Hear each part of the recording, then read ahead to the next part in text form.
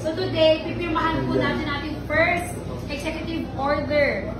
Ang ating serve with a smile and service with the heart.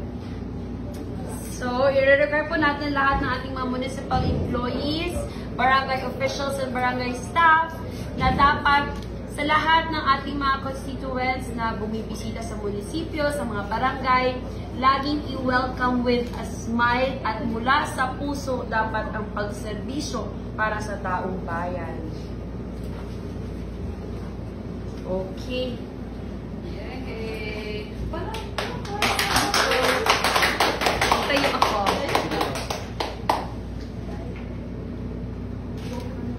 Mukha ba akong tao dyan?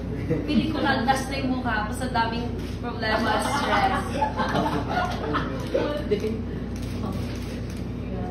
Serve with a smile and service with a heart. Maraming salamat, umayos na kayo.